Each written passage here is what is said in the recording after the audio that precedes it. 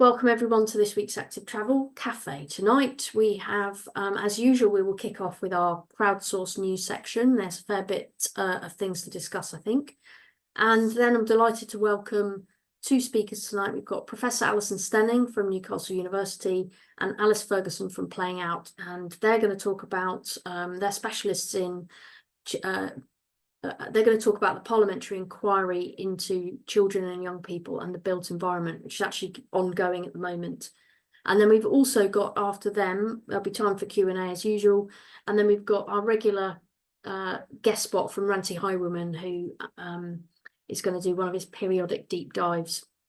So that's what we've got lined up for this week. So without further ado, I shall invite anyone to share any news they've got. And in fact, I'm going to go straight to Councillor Scott Arthur if he's willing and able to speak, because the biggest news I think's happened this week is the introduction of pavement parking ban in Edinburgh. Scott. So that's not even the biggest news, but never mind. We'll come to the bigger stuff. So yesterday we started the enforcement of our pavement parking ban. So pavement parking is now legal all across Scotland, but local authorities have to decide whether or not to enforce that ban. And we took the decision to enforce it on every single street in the city. And so that we got the power on the 11th of December. So we did have to move quite quickly to make it happen. And the amazing thing that's happened is that, the amazing thing that's happened is the awareness raising campaign we've been running over the last few weeks means that the vast majority of the problems in the city have fixed themselves. So streets before Christmas time where residents were contacted to me to say it was going to be impossible are now completely in line with expectations. We are issuing fines, of course, just a few yesterday. I think up to 3:30 yesterday, we issued about 35. The ban also covers parking in front of dropping points and also double parking. So all my pet hates in one ban. It's excellent. And it's been going relatively well. There's a few issues we're working through, but it's been going relatively well actually. And by and large, people support it. I think there's certainly not been any kind of campaign locally against it. Individuals perhaps have opposed it. I did have a street where a resident tried to, encourage other residents to write to me. Only one did, saying that she completely supported the ban. So, yeah, I think sometimes it's a bubble thing where people think it's completely acceptable to do these things, assume everybody else thinks the same way. I noticed that you'd targeted some of the sort of maybe hotspots with kind of leafleting beforehand, and has there been a lot of kind of build up to this to get people ready? Yeah, so although we got the power on the 11th of December, before that, we surveyed every single street in the city, first on Google Maps, and then for the ones that looked difficult, the survey team went out actually on the ground to look at what was happening. So out of the 5,000 plus streets in Edinburgh, we identified 500 where it was a real issue. And I have to say that was a really inclusive 500 in that there were streets on that and local to me, which I knew there was pavement parking there, but I didn't think it was endemic. But so by and large, I've been doing loads of media stuff over the last month on this. And quite commonly the media asks to go to a street where it's a problem. And when we go there, there's no pavement parking because it's fixed itself ahead of the ban. And the public awareness campaign really did focus on personal stories from people who'd been disadvantaged by pavement parking. So from people with sight problems, people in wheelchairs, people pushing buggies. So I think, I'm not an expert at these things, but I think it's about nudging people in the right direction by making them see that there were victims of pavement parking and they should be more considerate. And by and large, I think it's worked. The biggest issue we face just now is not persistent pavement parking, because that's largely cleared. It's in narrower streets where people are now parking on the road and blocking the road to other vehicles. So where there's a particular road where the buses have to be diverted, and then there's two streets in a part of Edinburgh called Portobello where parking on each side of the road. Yesterday, the community council called it a fire engine to see if they could get through. So that's the kind of pressure we're under just now. But the solution, some people might think the solution to that problem is to allow pavement parking. I think my preferred solution would be to move in with WL lines, just so if people can't responsibly manage parking in their street, we might have to come in with WL lines. And in most cases, it's just a matter of residents actually doing that unusual thing these days and speaking to each other and agreeing which side of the street they're going to park on. We all know streets where residents agree to park on one side of the street. And I think lots of streets are going through that transition. So yeah, we're in a good place, I think. I don't know, I'll cover my other news. I don't know if people have any questions on that. It's relatively straightforward. Don't park on the pavement. It might be worth just seeing if anyone has got a question there. Perhaps you can put them in the chat, because I've got a lot of other hands up, so I won't know who's got a question. If you've got a question for Scott on pavement parking, please put it in the chat, and then give us the other big news, Scott. So we published our circulation plan on Friday for the whole city, outlining what the key arterial routes are going to be, where where we're going to prioritise public transport, where cycle infrastructure is going to take place, going to be installed, etc. And this recognises in a city like Edinburgh, we can only do two things well, and the focus is really on doing things well rather than trying to compromise and doing too much. And so that's working through just now, and that gets really interesting when it comes to the city centre. So basically what we're saying is for the whole of the city centre, there's going to be no through traffic at all, and that'll start next year. So we're going to trial it in one street in the city centre this summer. It will close to through traffic, and then if that works, that street will never reopen again. The Cowgate, if you're familiar with Edinburgh, and then next summer we'll start with the rest of the streets.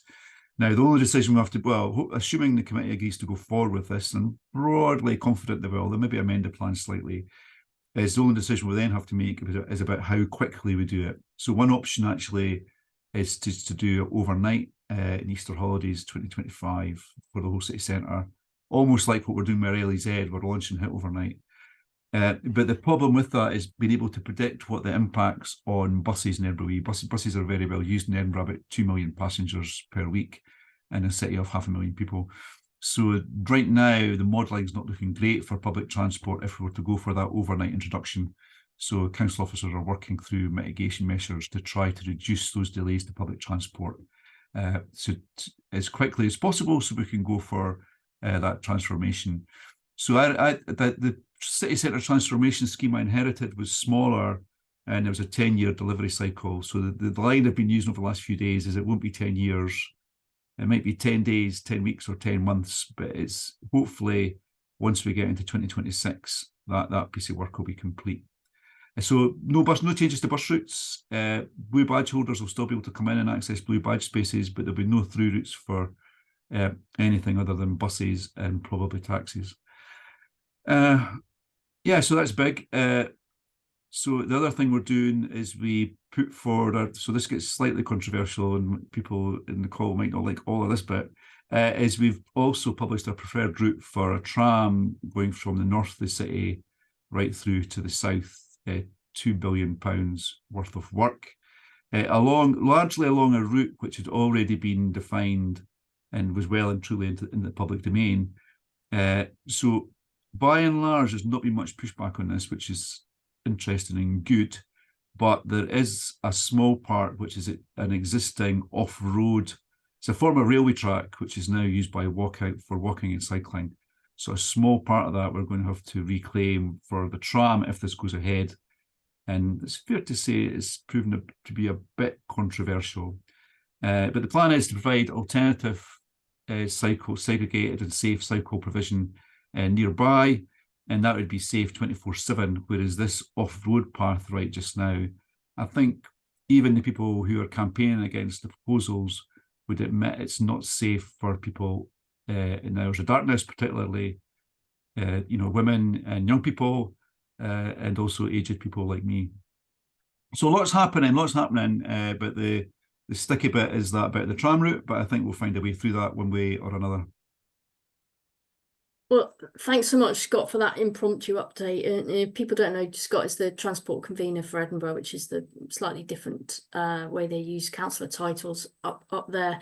And I'm going to post a link in the chat as well, Scott, to the report about potential pay-as-you-drive plans, which Oh, yeah. council was mentioned as well. But we've got a lot of other people with potential news. If you Scott, if you've got a moment or two, there's a couple of questions in the chat if you would be willing to answer them there. And then in the meantime, I'll bring in some of the others. So Rob, would you like to share your news? Yeah, so in Shrewsbury in Shropshire, we've just launched a movement plan, which I think would have features that lots on this call would recognise is in effect a circulation plan. That's now out for consultation for the next 8 weeks. It's been developed by Phil Jones Associates. I'll put a link in the chat, and if people want to contribute to that consultation, they can. It's open to residents and visitors as well. Very exciting. 2 circulation plans in 1 active travel cafe. Bob. Yeah, a couple of quickies. Action Vision Zero did a report on hit and run in London. It is relevant to other people. Do have a look at it. I put the link in the thread in the chat. Also, Adam, and I'm not just trying to flatter him. He did a very good thread on targets on Twitter, and I made some comments on that. And both the links are in the chat. Thanks. Thanks, Bob. On Vision Zero, one piece of news from Greater Manchester is that we launched the draft strategy to adopt Vision Zero in Greater Manchester. So by 2040, having 0 deaths and serious injuries, and for that to be for us to be halfway there by 2030. So that draft strategy's gone for engagement for the next few months with a view to kind of a signed off strategy towards the end of the year. Ruth, over to you. Hi, thank you very much. Adam's going to post a link for me. There was a debate today in Parliament about how victims of road crime are treated by the justice system, led by the APPG, CW, and Selene Saxby, who's the co-chair. It was very, very interesting, and I advise you all, if you can watch it. Just very quickly, Wendy Morton spoke, Fabian Hamilton, Selene Saxby, Paulette Hamilton, James Wilde, Joel Jones, Jane Stevenson, Rachel Maskell, who spoke very, very well about York, Jim Shannon, Alexander Stafford, Jonathan Gullis, and Bill Esterson, all of who had terrible, terrible stories of their own constituents.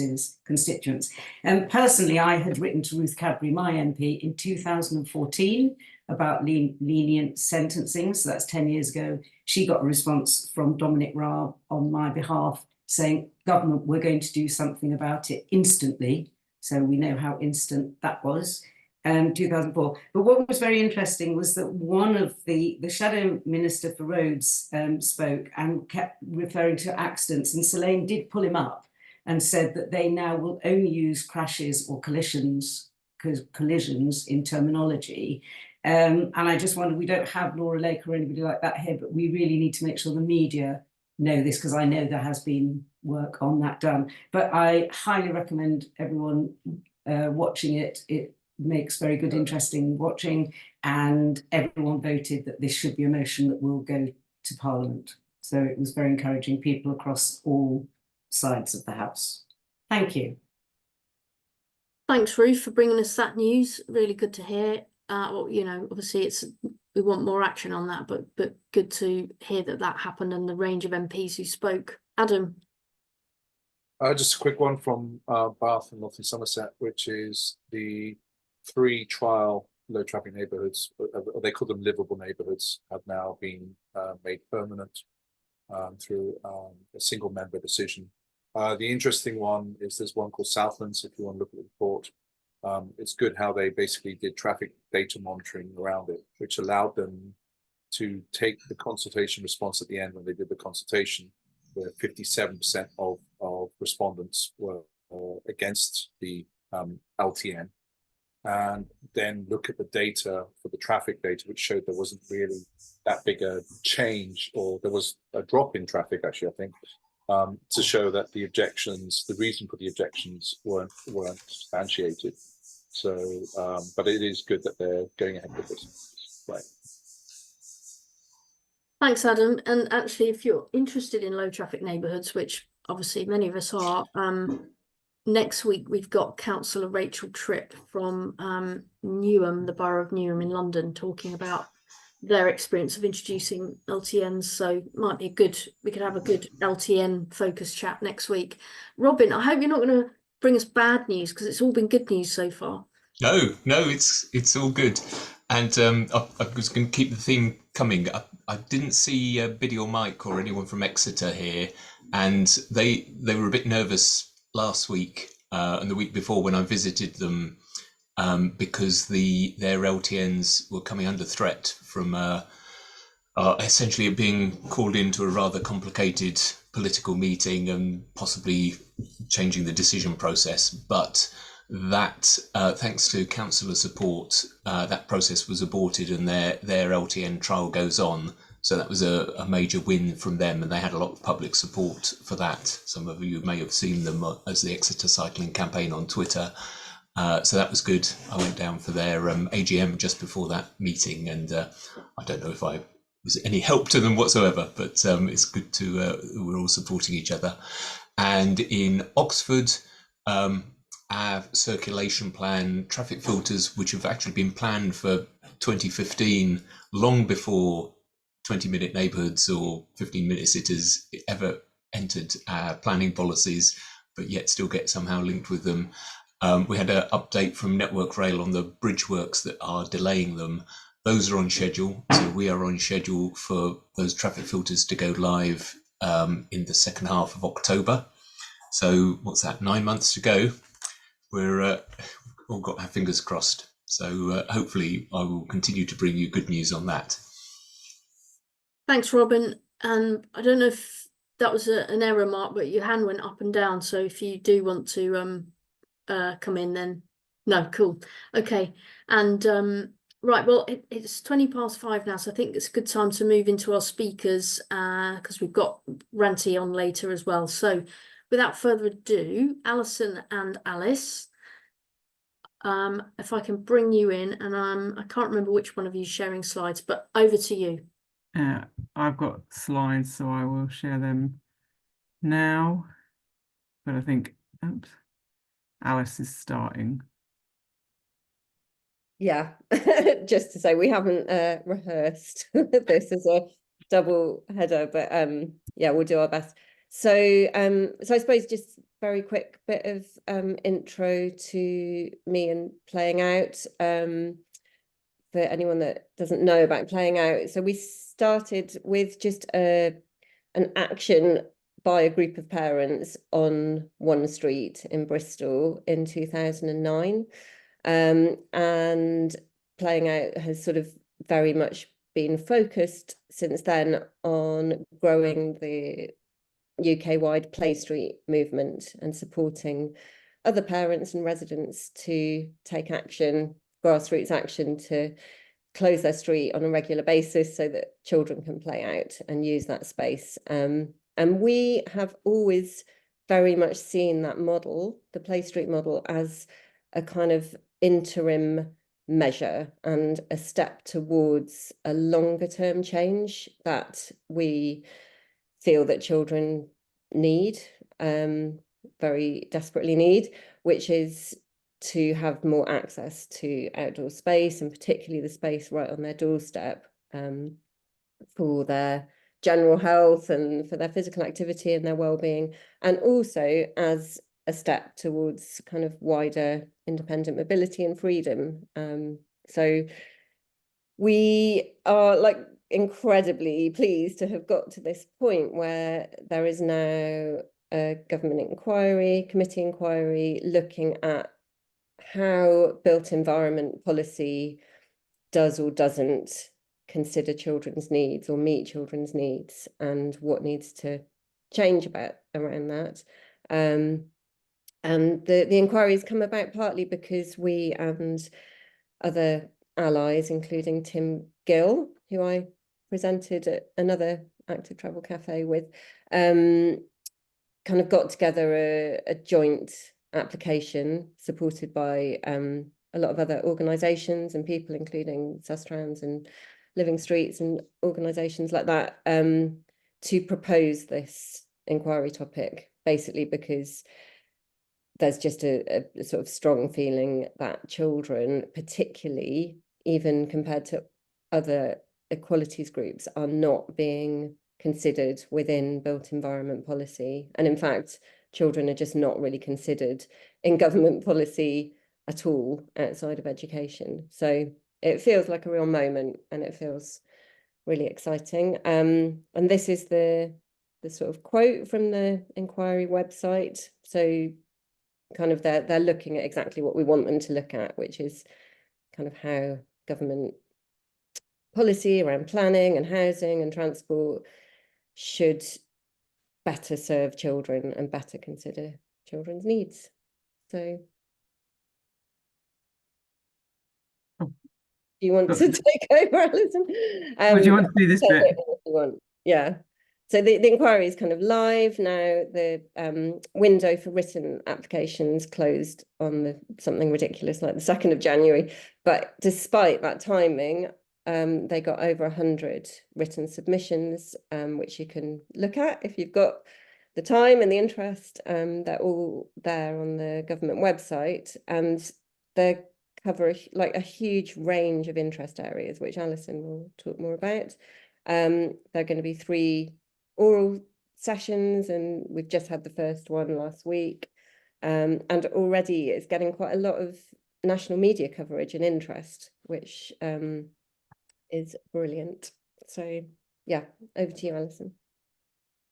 Yeah, so like as Alice suggested, there were over 100 submissions, I think 102 or 103, and we went through them before the first oral sessions last week, just to kind of see sort of the breadth and kind of diversity of what was there, but also just to kind of pull out some of the kind of common themes. And I'm just trying to sort of, there's probably kind of gaps missing here, and I didn't fill in every kind of section, but you can just see the kind of the range of different organizations that felt like they had something important to say, and indeed did have something important to say about children and young people in the built environment. So, you know, there were some kind of obvious groups around kind of play campaigners and children's rights groups and organizations and charities supporting children and young people. But we also saw, so, as Alice suggested, so Sustrans, Living Streets, Create Streets, 20s Plenty were all on here. So all these kind of active travel organizations, a bunch of sports organizations, so some of the active partnerships, and London Sport and the Youth Sport Trust, for example, who've just launched a campaign around physical activity and play as well. All sorts of professionals, as you might imagine, but some interesting ones. So quite a lot around kind of heritage, green space, air quality, climate change. The food campaigners were quite interesting. There was a cluster of from food campaigners, which kind of seemed odd in one sense. Clearly, there's a link around kind of physical activity, but also interestingly stuff around the spaces, particularly for teenagers to kind of to move around in and hang around in their cities, and fast food outlets and stuff like that. Yeah, and interesting, some parents and carers presenting as well their experiences. A couple of young people. There was a 17-year-old with a very eloquent and articulate account of kind of her experiences of living in, I think, Westminster. A couple of local authorities in there. Yeah, I mean, no kind of big groups missing really, but as Alice said, you can kind of go and have a look at these submissions online. You can pick out kind of the ones that you choose. There were lots of kind of diverse messages, but quite a lot of common messages as well. Particularly, and Alice will pick up on some of this when she talks about kind of what we're asking for and what we're hoping for. So there's a lot of stuff around declining mobility and space to play, declining social infrastructures kind of alongside that. So the loss of public spaces, both indoor and outdoor, and the capacity and ability for children and young people to freely move between those. Lots of people obviously drawing attention to the impacts of traffic and road violence on children's access to their built environment. Questions of unequal access to green space and other kinds of public spaces, and the impacts of all of these on health and well-being, community, children's rights and equalities, growing up, and kind of much more. And those were the sorts of themes that were kind of developed in the oral sessions last week. There were 2 kind of panels, and Alice and I were in kind of set different ones. So we started off with an oral session that was focused really on the kind of wider sort of, I guess, health and kind of community benefits of play. So, and children being in their most proximate kind of environments. So we had people talking about physical health and mental health, people talking about kind of child development, and I was talking about my research focused on, I guess, the community and wider benefits of play, what children's play in neighbourhoods does for kind of wider communities and agendas around safer streets, better streets, and so on. There was lots of kind of talk about the fact that streets and built environments that support and enable children and young people support and enable other kinds of accessibilities that tend to be healthier, safer, greener, and Alice will come back to that.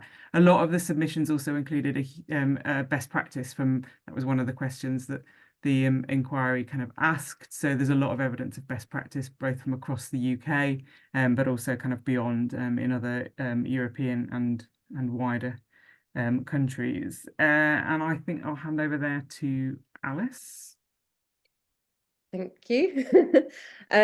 So it's probably repeat some of what Alison's just said, but I was just going to say, as well as all those different submissions, we coordinated a joint submission that we wrote with Tim Gill and was signed by 26 organisations and experts and academics. Basically just trying to get across what we felt were the kind of key common points and the key things that we needed the government to understand. And you can see that whole submission also on the website. But yeah, some of those key points, what Alison's just said, that we just really wanted to get across the seriousness of the current situation with children and young people's physical and mental health, and the fact that all of these kind of impacts are hugely exacerbated by poverty and inequality, and that, you know, I suppose alongside that continuing to just try and respond to those problems with services and sticking plasters is not the long-term answer, that we have to look at what's going wrong fundamentally with children's lives, what's you know, why are they so unhealthy, why are they so unhappy, and that part of this is that children want and need to be outside, to be active, to be with their friends, to have more freedom, to have more independence, to get to green spaces, all of that, but they face a lot of barriers to doing that, and that a lot of those barriers are within the built environment itself. So it's kind of tackling this myth that the reason that children aren't outside so much is that parents have just become more fearful or more protective, that sort of thing, and actually pointing out that it's the environment that's changed drastically over a generation or two, and that's a big part of the reason that parents are not so willing to let their children be outside. And we also wanted to point out that government policy doesn't currently address the root causes of children's ill health and inactivity, and that children are not considered at all really in government policy around the built environment, and there's no government policy or strategy to kind of address these issues and to, you know, try and get children outside more, to support their outdoor play and support their independent mobility. And we would probably argue that even within active travel, that there's just not enough focus on children specifically, and what they need. But it'd be really good to hear more from people in the room about whether they think that's true. So yeah, and our main ask for government is to kind of take on the seriousness of this, to commit to addressing it, to work in a cross-departmental way to address it, and to put children at the heart of government policy, especially around the built environment. And that sort of brings us on to what we've been asking for. So this is sort of in the submissions, and also when we did the oral evidence session, there was kind of a strong collective set of demands that we want from government, and I've said some of those already. I think one that we particularly want government to look at is why children are not currently considered as a statutory equality group. Even under the age category, it tends not to be applied to children. So why is that, and what needs to change around that? And I suppose just, you know, the big things are, how do we make sure that children have both access to the immediate space outside where they live, so their street, or if they live on a housing estate, whatever space they have outside their front door, and how do they have the freedom and independence to get to other local places, parks, green spaces, playgrounds, you know, friends' houses, all of that. So it's kind of both. We want them to have access to that in everyday play on their doorstep, which is, we know what children most want, and wider freedom to get to places. And basically both of those involve making streets safer and less car dominated. So there's kind of solution. Anything else you want to add to that, Alison? No, I don't think so. I think, yeah, that sense in which kind of, you know, children's play on doorsteps, we know opens up opportunities. It's literally the first step that children take when they start to kind of engage and participate and move around their neighbourhoods. And if they don't have that, then they're very unlikely then kind of to develop a kind of an interest in and a commitment to moving, to walking and cycling around their wider communities as well. It's quite literally the first step on those journeys. And if they can do that, you know, safely and away from kind of road violence and road danger, then they're much more likely to continue that journey, and, you know, to walk to school, to cycle to secondary school, to, you know, move around to their friends without, yeah, kind of falling back onto kind of cars, but by themselves or with parents as they're still young. And I think it's important to talk about the sort of inequality aspect of it as well, that especially for children who are facing more disadvantage, they are less likely to have, you know, parental transport to take them to other places, to pay for activities, all those kind of things that are in some ways compensating children for the loss of everyday freedom to just play outside. So it's even more important that children who don't have those things do have access to everyday playing out on their doorstep. And that we know, I guess, that you know, parents chaperoning and driving their children to school, but also to kind of other spaces in their neighbourhoods, is a major contribution to local road traffic as well. And so resolving some of this enables that as well. Should we move on to the lens question? Yeah, so I suppose all of this kind of ties in with a bit of work that we're doing also with Tim Gill, and we did present about this maybe a year ago at a previous Active Travel Cafe, but just to let you know really that this is something that we're working on, is a kind of proposal for putting children more at the heart of transport policy and planning, including active travel policies. So I won't go into it, but there's a lot of reasons why we think children particularly need to be more centered in all of that, and part of the reason is because it's a way of cutting through some of the polarization that happens around streets and road users. Focusing on children is kind of a way of bringing people together around a kind of common concern. So that's, yeah, I won't say more about that, but it's just to let you know, and if you're interested you can get in touch. I think then just that this is slightly tangential, but we kind of thought we'd grab the moment to do this. I know that lots of you who are in this kind of virtual room are also involved with this, but over the last kind of, so following the kind of big Safe Streets Now protests at the end of, or no, the middle of last year, I can't remember when it was now.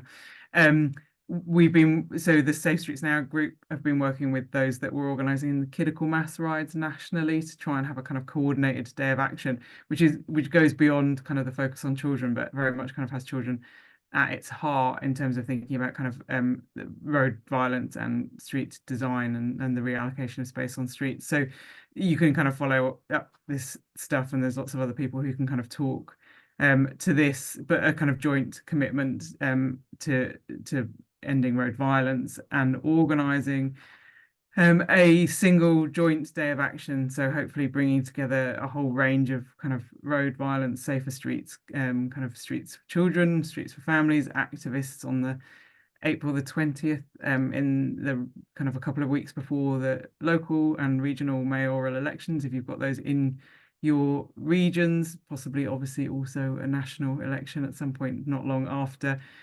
So there's more kind of information on the Safe Streets Now website, and various critical mass organisers across the country will be organising in their neighbourhoods and communicating that. But I just thought, since we were here, take a moment to kind of to flag this. And I think that was it. So I will stop sharing. Absolutely no problem with that at all, Alison and Alice. Thank you so much. Got a few questions in the chat which we will get into, and one of the things that I was going to ask just while we wait for any more to come through is somebody has posted this in the chat, which is, do you think there could be a viable test case under the Equalities Act for discrimination against children because age is a protected characteristic? Is that something you've ever explored, considered? It is actually something we've talked about. Yeah, I do actually think that. Who's asked that? I'd be really interested. Is that you, Robin? Yes, that was me. And I put in, maybe we should ask Black Belt Barrister, who I noted on Twitter, and anyone who's nodding has seen him. He kind of does YouTube videos. Well, let's not get into too much. Yeah. Let's, because we've got a few questions to get through. So yeah, that was Robin. Yes, I do think that is something worth thinking about. Yeah. And slightly related, I suppose, is, I mean, this cropped up for me in something I was doing this week where there's an engagement piece has been put out via a survey, and it just seemed a little bit too hard to consider how under 16-year-old, not for me, but in terms of potentially, do you think that if it was a requirement that some of the statutory consultation stroke engagements had to include under 16s? Because at the moment it seems optional, and it is quite hard to, because they have to be tailored and perhaps different questions aren't answered. So is there sort of some simple things that could be done there to A, make it easier for people to know how to do that, but B, should it actually be an option that on some things you have to ask under 16s what they think? Yeah, do you want me to answer that? I mean, yeah, that's sort of, I mean, that is what we're pushing for. It's not just about consulting with children, though. I think it's important to say that, because like you say, if you are consulting children, that has to be done in an appropriate and meaningful way, and too often it's just not, and it's just done as a kind of tick box. And it's also about, you know, we know a lot of what children want and need already. So it's kind of acting on that evidence and that knowledge, but also giving children a voice. And there are I'm pretty sure there are sort of toolkits out there for how to do that in a good and meaningful way with children, including younger children. Okay, we'll keep going through the questions. One, does the Wales passed a Wellbeing of Future Generations Act? Do you think that means that children are more considered in policy in Wales compared to England? Do you have any knowledge or experience of that? Do you know anything about that, Alison? Yeah, I know less about that, but I think I think Sally Watson's kind of added to the chat as well. I think, I mean, that clearly is an issue, and it came up, it was mentioned during the evidence sessions last week. But I think what's also really important in this context is Wales and now Scotland's commitment to place sufficiency. So, and Scotland has brought the UN Children's Rights Charter. The Charter for Children's Rights, I was thinking CRC, I couldn't remember what it was, into their national, like it's now kind of statutory, I guess, in terms of its implications for Scottish government policy. And so so that level of kind of integration, but I think also the commitment to place efficiency, which I know that Ben and Mike from Ludicology are coming, and I think in a couple of weeks to here to talk about it in much more detail. But place efficiency basically commits authorities at whatever scale the policy is implemented to ensure that children have sufficient opportunities to play, and that's kind of the principle. And it's very much kind of worked through. So Leeds, for example, you can kind of search for this and kind of explore it. But Leeds City Council have just committed to place efficiency across all of their council kind of policies, practices. So there's a kind of cross council working. There's a play champion who's in place now to support place efficiency. So working in, you know, in transport, in housing, in play, in education, all across the council. And this has been a kind of recurring ask through this process. And I think it's you know, the Welsh experience is a really good, and that it's clearly linked to the future generations work as well. The idea that you know, there's a kind of statutory commitment to this, and we don't have that in England. Just to add to that, that place efficiency is very much not just about playgrounds and designated play space. It's about making sure children have sufficient time, space, and permission to play. So that includes on their doorstep, streets, housing estates, whatever space there is available, and that they do have access to that space. So it's a good thing. Thank you. Right, I've got 2 more questions here, and then we'll finish up, but I think I've got time for one more. So if anyone wants to ask a question, put it in the chat or put your hand up, and I'll ask these 2, and then we've got time for one more if wanted. So question, will this work be used to ask for a change to the National Planning Policy Framework, i.e. when new housing applications are considered, the local plan and NPPF are seen as primary documents? Yeah, I mean, that was, I think, something that probably most of the submissions mentioned, that children, I think, are only mentioned once or twice in the whole NPPF, and that's only in relation to housing provision. It's nothing to do with outside space, and young people aren't mentioned at all. Whereas, like we know, bats and newts are kind of mentioned a lot. So yeah, no, that's been one of the sort of top clear policy asks, is that, you know, there's a proper kind of incorporation of children into that framework. Right, and last question then before we move on is, it's actually more about the process. So I picked up on this, and someone else did as well, which is really interested that you actually proposed this inquiry.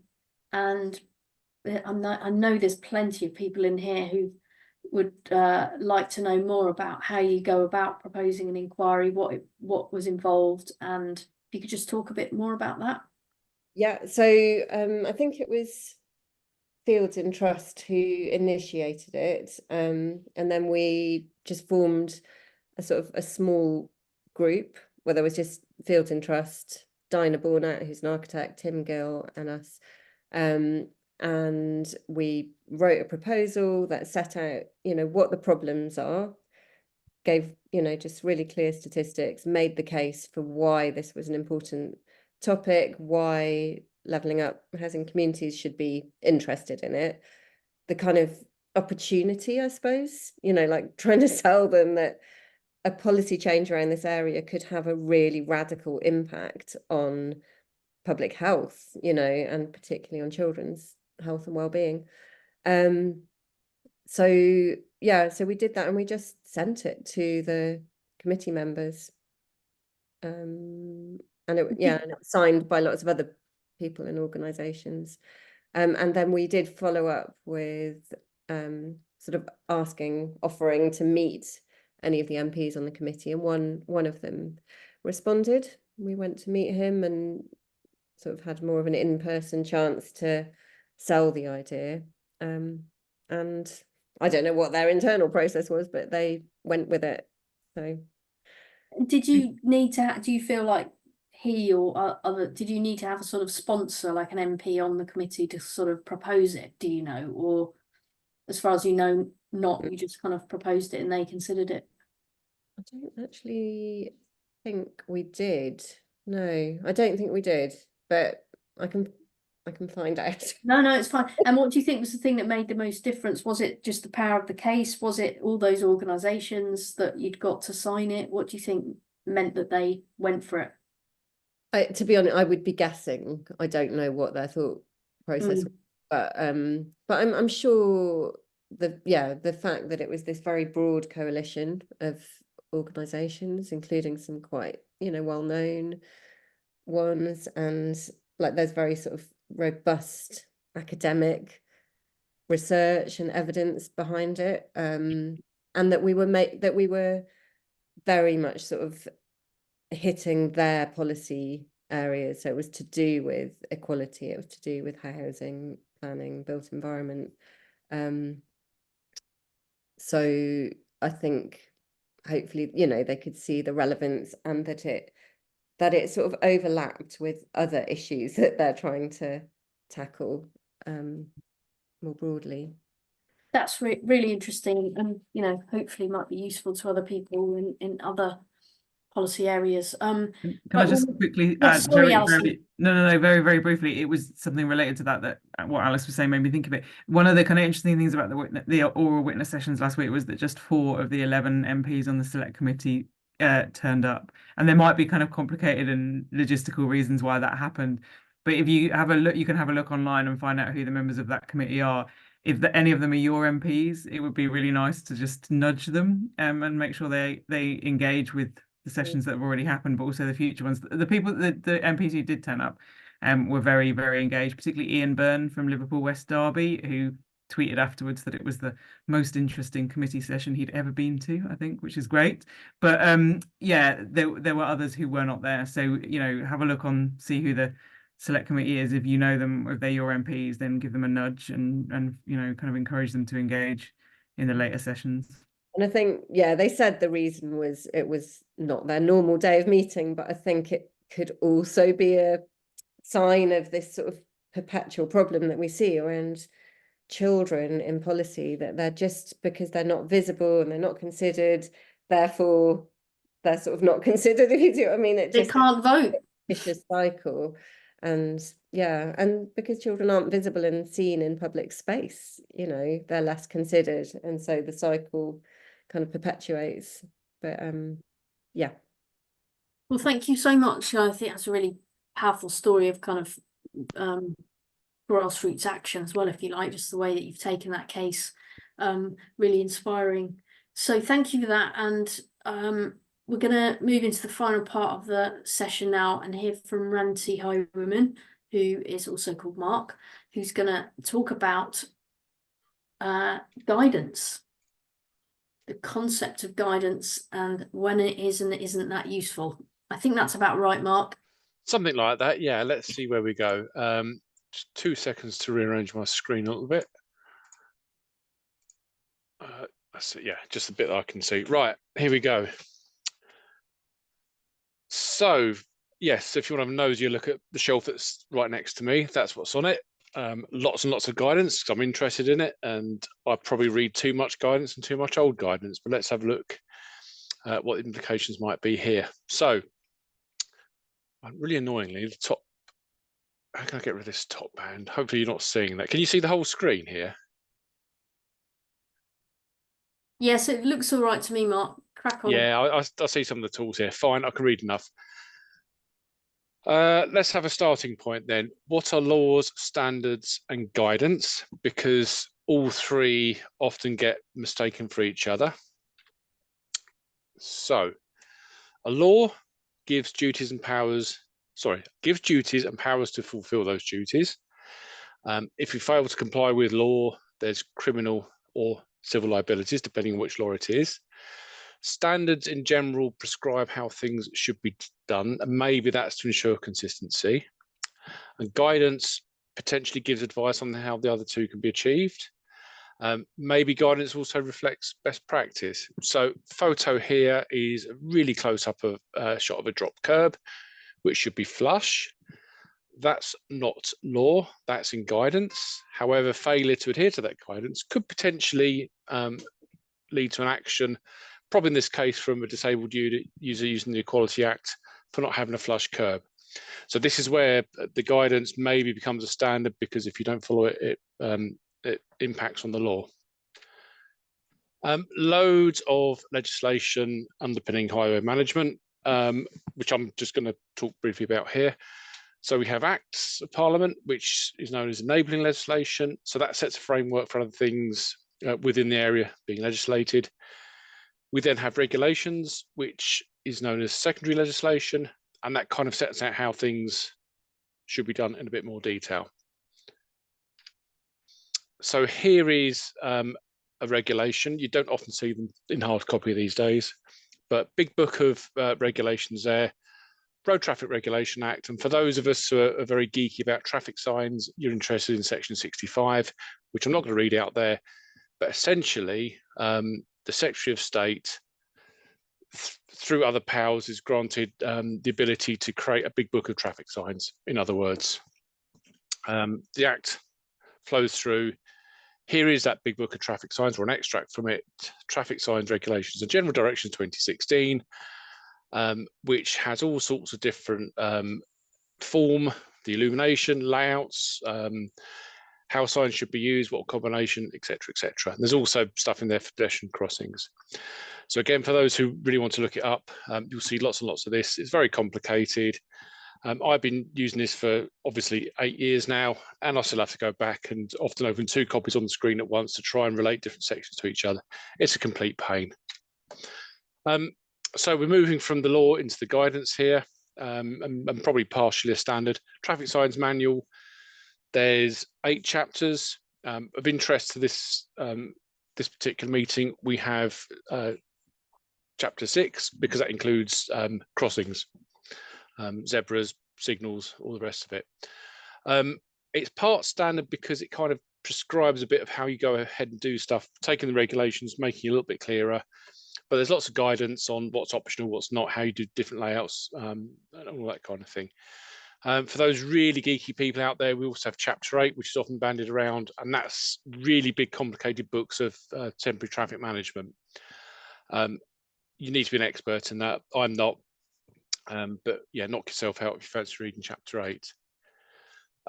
We've also got the Design Manual for Roads and Bridges. That's mandatory for use on, that should read National Highways, not Highways England there, Welsh Government, Transport Scotland, Department for Infrastructure in Northern Ireland, and that's a standard. It's lots and lots of little booklets, if you like, put together, which explains how you basically build trunk roads, motorways.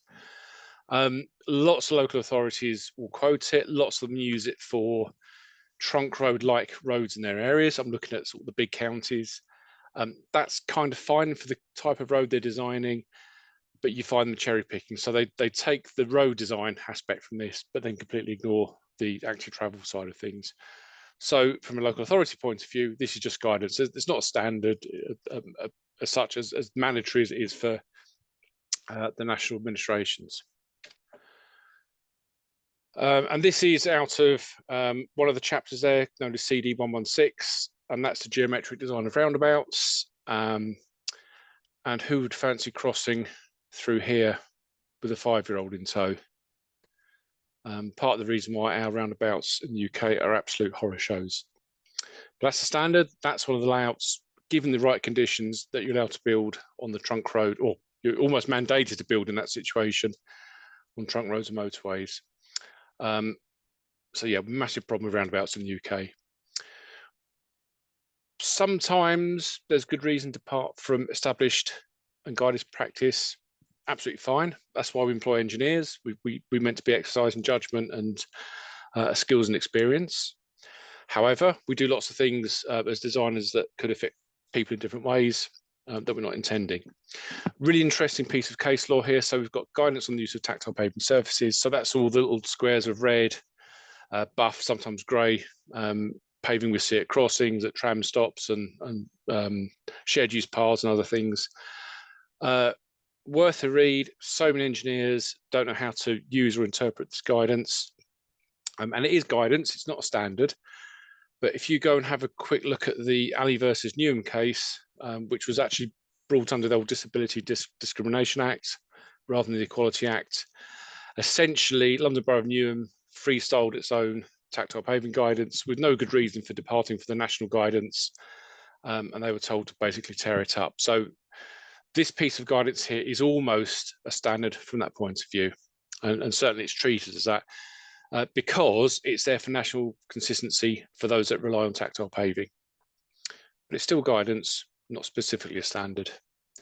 And here's a good example of what a standard layout, sorry, I keep saying the word standard, probably a guided layout is a better description here. But at the top is something out of the guidance on the use of tactile paving surfaces for a side road drop curb. Lovely, you've got a nice regular junction, everything's wonderfully square and easy to build, and the bottom is reality, where we have to go in and cut the slabs to fit. That's not in the book, you don't find that in any sort of guidance anywhere, and it's a bit of an art to get it done correctly. We also have laws hanging around for a very, very long time. Standards and guidance probably get updated a bit more often. So let's pick on Local Transport Note 2 of 2008, Cycle Infrastructure Design. They actually had a floating bus stop in there. And this was at a tram stop, not entirely sure why, where, in other words. It's kind of okay, it's a bit narrow, not particularly good in terms of island space. But the interesting note here is, and this is not Steve Essex's note, he supplied the photo, but the Department for Transport is saying in 2008 that the cycle bypass separates the bus shelter from the boarding area, and this may not be appropriate at busy bus stops where conflict with boarding and lighting passengers is more likely. Interesting how things have moved on, and this is a constant argument and debate about floating bus stops. But here's one sort of a decade later. To be fair, the difference here is you have a much larger passenger island and a mini zebra. The concept was never new. We could find floating bus stops going back decades and decades, but in terms of guidance, we've kind of sharpened up what we should be doing here. Here is the two different pieces of guidance from the UK. So the top pair of images is from Cycling by Design, which is Transport Scotland's document. Bottom is Local Transport 1 of 20, which is England's guidance. So over here on the top two images here, I quite like this nice isometric view that Transport Scotland have provided. Really, really clear for designers to understand. The one bottom right is English guidance, which is essentially stolen from Transport for London's guidance. Couple of differences between them. I quite like the Scottish one in terms of visibility for people cycling through, getting a view of pedestrians as they sort of pass the back of the bus stop here. Where you've got the English guidance, the way this is set up is when a bus stops properly in the stop, generally speaking, the idea is that whether it's a one-door or two-door operation, the loading doors are in line with the crossing. So anybody who's using a wheelchair to get onto the bus or a electric wheelchair, whatever, don't have to maneuver within the island. They can just have a straight run on and off the bus. Doesn't work quite the same as that with the Scottish guidance there, but kind of two subtle different ways in the UK trying to explain the same thing. Who controls equality? So we have governments, local authorities, professional bodies, such as the one on the left. That's 2015, probably getting a bit long in the tooth, and we're overdue an upgrade of that one. Companies produce guidance, campaigners. Cambridge Cycling Campaign has produced some guidance. London Cycling Campaign has produced guidance. And individuals sometimes produce guidance in the absence of anything else that they want to try and get their ideas out. Can we use international guidance? Here's a very popular piece of guidance from the Netherlands. Of course, the answer is sometimes. We can't use the one at the top, which is a simultaneous green. Isn't allowed in UK traffic signal rules, but the bottom, a much, much better, friendlier roundabout. No priority for walking and cycling, but you don't really need it in that rural situation. Much, much safer, much, much easier to cross. We can effectively do a mirror image flip of that, and we can build that in the UK, no problem at all, because Dutch drivers and Dutch vehicles have the same geometry as in the UK.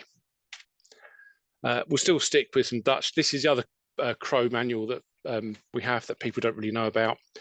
This is actually from 1998. As I say, it's not UK.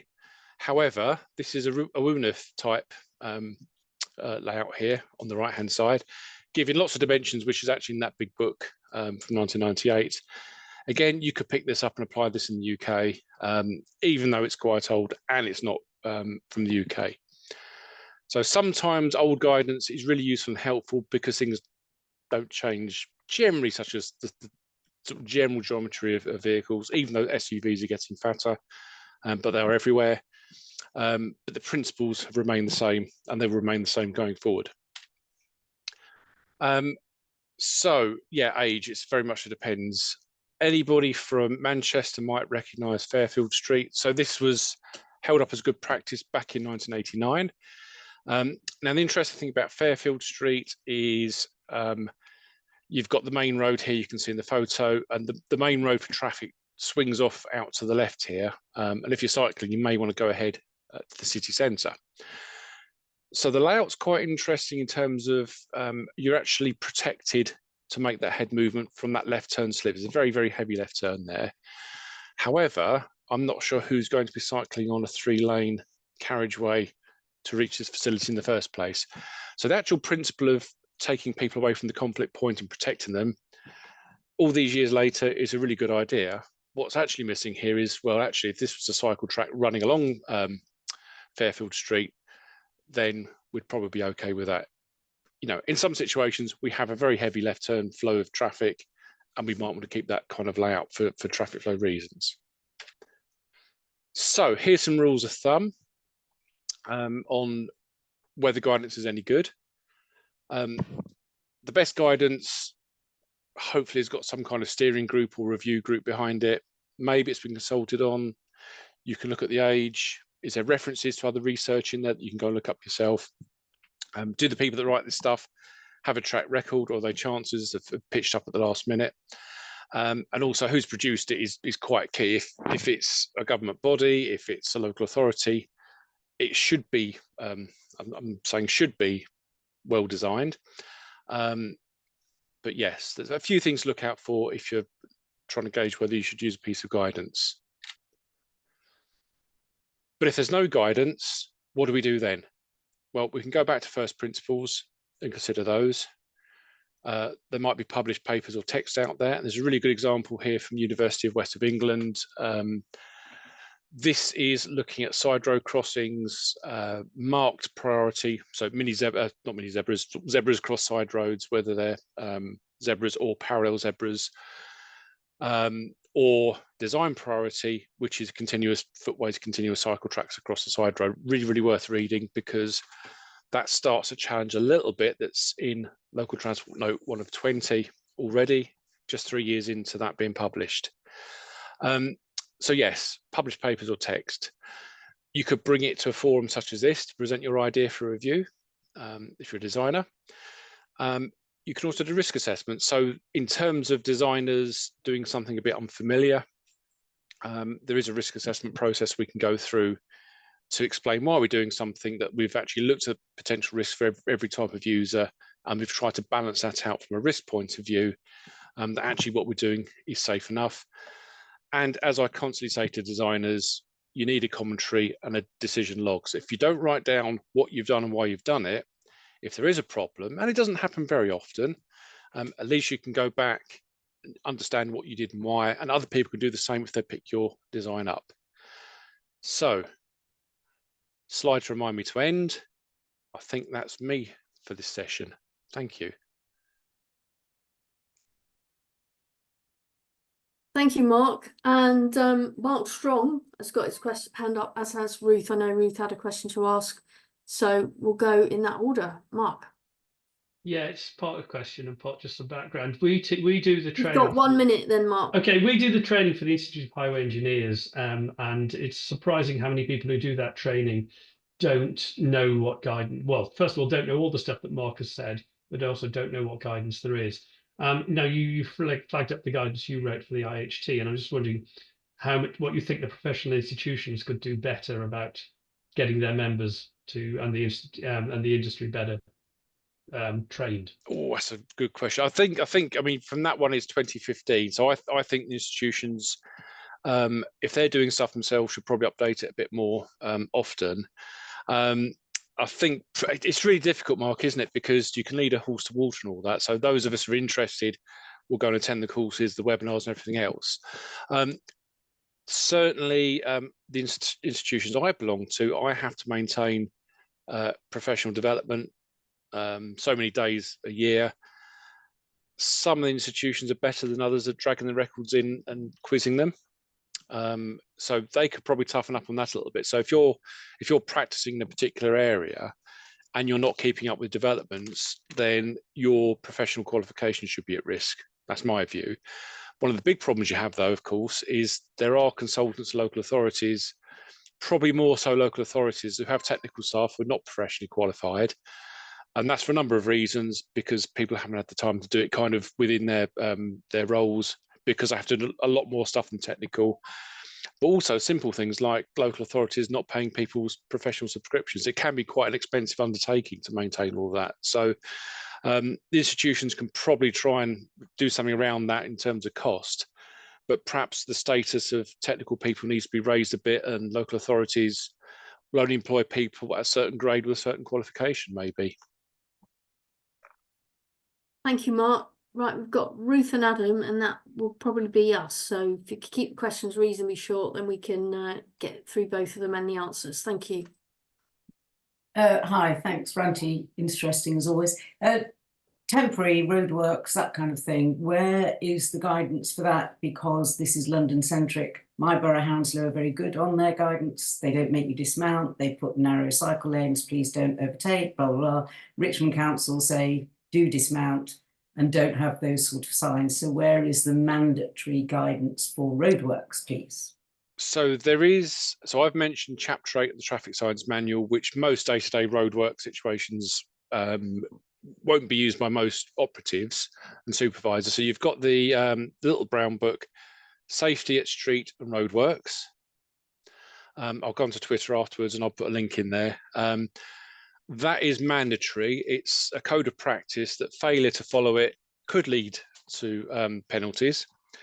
The bigger problem, I think, is, well, there's two facets to it. It's the utilities and roadwork promoters, whether that's a council or whoever, not having enough training for their staff in perhaps what they should be doing, and also from the local authority street works coordination point of view, not enforcing hard enough. Cyclist dismounting is quite tricky, because if you go to the code of practice that I've just mentioned, it is still quite weak. I think it's 2013 the last up, maybe 2018 was the last update for that one. London specifically has a code of almost a voluntary code of practice about dealing with walking and cycling at roadworks as well. But unless you're on a TfL road and you've got a good local TfL supervisor, you're probably not going to get that enforced too much. So the difference between outer London and inner London is really noticeable from TfL's own operations point of view. Yes, you have to bug councillors to get tough with officers as usual. Adam. Yeah, this one is LTM 120, does it need an update? Yes, I would say already. As I mentioned with the side road research, there's little things like that. The problem with guidance is, especially if it's government guidance, it takes quite some time to write it. It then takes quite a lot of time to get it through DFT, and then it has to go through ministers, and then it gets obviously signed off at the end. So the actual starting point means that by the time you publish it, some of the ideas in there are out of date. So in LTM 120, there's just the briefest mentions of, I'm trying to think of the proper term in LTM 120, Cyclops junctions or Dutch style junctions, for want of a better description. It only just made it in there apparently. And we've learned an awful lot more about that. So I would say LTM 120 probably needs a refresh already, for sure. Thank you. Bob, quickly. Yeah, my understanding is that the latest LTN, local transport note, supersedes previous ones. So when you get a new one in, then if anybody's referring to the previous ones, they're doing something wrong. Tell me if I'm right, Mark. Almost. Some older guidance is still current, and it's absolutely fine. So LTN 120 does talk about what it's replaced and what it's withdrawn formally. So I mentioned LTN 208 at the beginning, which is old cycling design guidance that has been formally withdrawn. So just double check what the small print says, because there's probably stuff from years ago which is absolutely fine, because it still responds to principles. But yes, largely it does supersede what was there before. Thanks. And question from Sam: why does the guidance result in pavements being blocked by roadwork signs? And again, you've got about 30 seconds to answer that one, Mark. Lack of local enforcement by streetworks teams. So the answer is yes, needs to be enforced. Right, we're going to call it a day there. I've noted Clive's question in the chat. Will there be any ATC session geared towards prepping for this May's council elections and what campaigners could and should be focused on? And I think the answer, Clive, is yes. I think there's some ideas, but I'm also taking that as perhaps you volunteering to be involved or to suggest what you might like to hear. There's a lot of people on this call who have been involved in local elections and got experience. So perhaps if you are on the call and that is something you're interested in, maybe you could drop us an email with some suggested speakers. It's always better to get suggestions of speakers than just topics, because we're all got day jobs just like you, so that makes it a lot quicker to line things up if you've got a specific thing to suggest. Next week, as I mentioned at the start, we are hearing from Councillor Rachel Tripp, who is a councillor in the London Borough of Newham, where she's going to be talking about her experience of low traffic neighbourhoods. And that might be good actually to bring in actually a bit more from Bath, Adam, if there's anyone from your neck of the woods who would want to talk about how you approached that. So I know there was some specific campaigning tactics that your colleagues used on that. And we've already got Matthew Snedker from Darlington offering to give a councillor perspective, which would be brilliant, actually. Thank you, Matthew. I will, if you could just stay on for a moment when I finish the call, I'll try and get your contact details. Okay, thank you, everyone. Thank you for the session this week. Brilliant, Alison and Alice. Thank you, Mark, and all of those who asked questions or commented and posted updates in the chat. Feels like a really positive week. Thank you.